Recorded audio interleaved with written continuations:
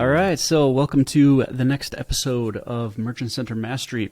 What I wanted to talk about today is a very important thing, and that is you may have a bug in your bonnet. People even know what that means.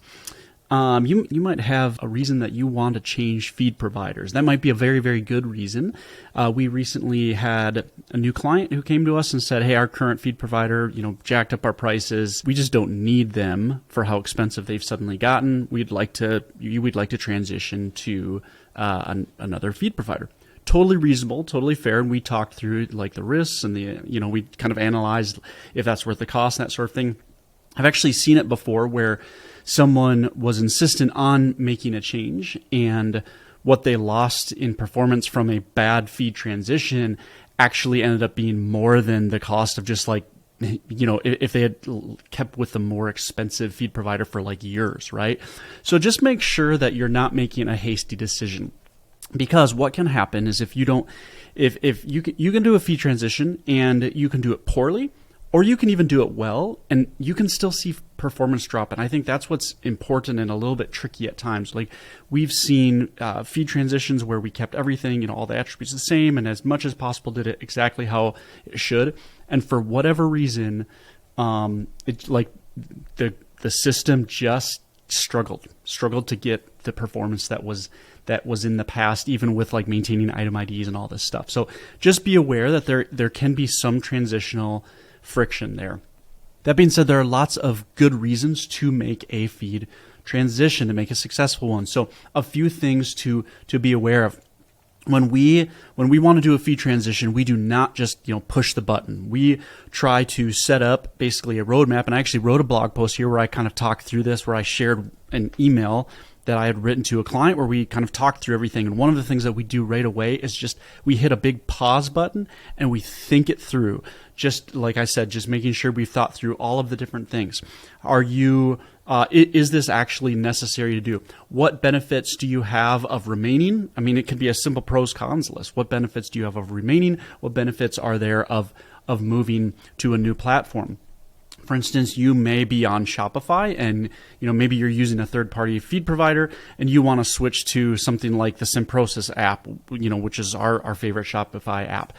You might want to do that so that you have your content API, which means every time someone someone changes a product or something changes on that, it immediately syncs to Google Merchant Center, as opposed to sending a file through a feed provider that is only updated once a day at the most.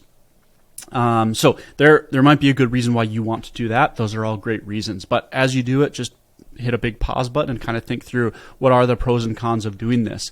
We've seen it before in feeds where you go to a feed and you'll see 15 different supplemental feeds and they're all changing things, and you might hop into products and see that there are individual edits happening on those products, and then you might actually go in here and see that there are a bunch of feed rules occurring. There's not going to be as many in ours because we try to keep this clean, but you might see a ton of feed rules. You might just really need to clean everything up, and this is a good option for you to do that. So that's all valid.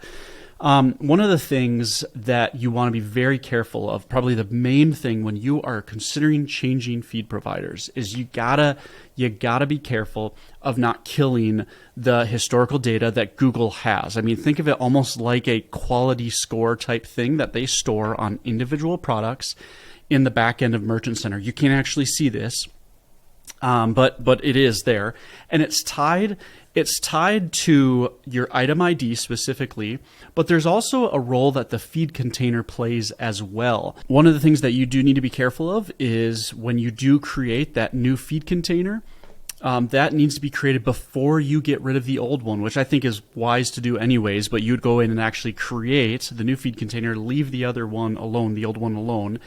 And again, according to Ginny Marvin, that helps the data in essence. I think she says that way the offer essentially transfers to the new feed. So that's very important in terms of timing to get right, as well as making sure your item IDs match.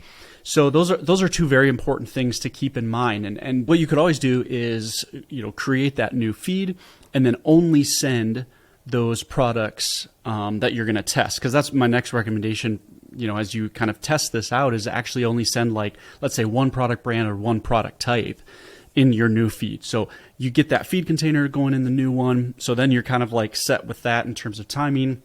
And then test just sending, let's say, one product brand, like just Nike shoes or something like that. I would recommend picking a product brand or product type, or, however, custom labels, however you want to do it, however you want to think through it.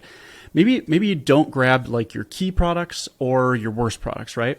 But maybe grab some sort of like middle of the road product where you get enough data that you can actually kind of track things and see what's happening. Because you want to be watching for like traffic, impressions, clicks, click-through rates, conversions. So basically, like when you make that change, be watching for it for a week or two just to see like what happens when you do that. And if you can't tell if anything happened, like you pulled the trigger, you pushed Nike into your new one, you excluded Nike products from your old feed, and you did that in your new feed, and you're like you're looking at traffic and you're like, I can't tell if anything happened. It's been a couple of weeks, right? A week or two. That's perfect. So then it kind of looks like everything's probably okay. Everything transferred over. Google's treating this like it's the same product. Then you can move, more brands. You could, depending on the size and complexity of the account, you can move all of your products then, or you can move some of them, whatever it might be.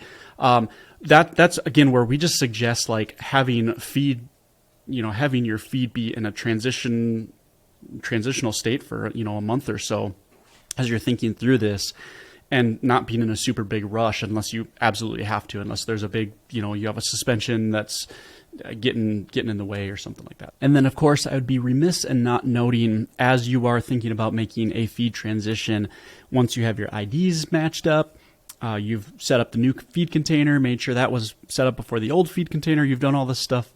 Now it's time to go through your product data, the feed itself, and we like to just make as many of those feed attributes match as possible to the old feed. That can be it can be really easy. Sometimes just things go real smooth, and then sometimes you do kind of need to figure that data out of getting, what you had in that old feed into the new feed. But once you do that, you want to get that new feed to parity as much as possible with the old feed. Once that occurs, then again, like the chances of things going smoothly are far higher, because everything, especially the important attributes like title and description and your images and all that stuff, all of that as much as possible matches the old feed. So then you're much better set up for success than if you just, again, push a button without thinking.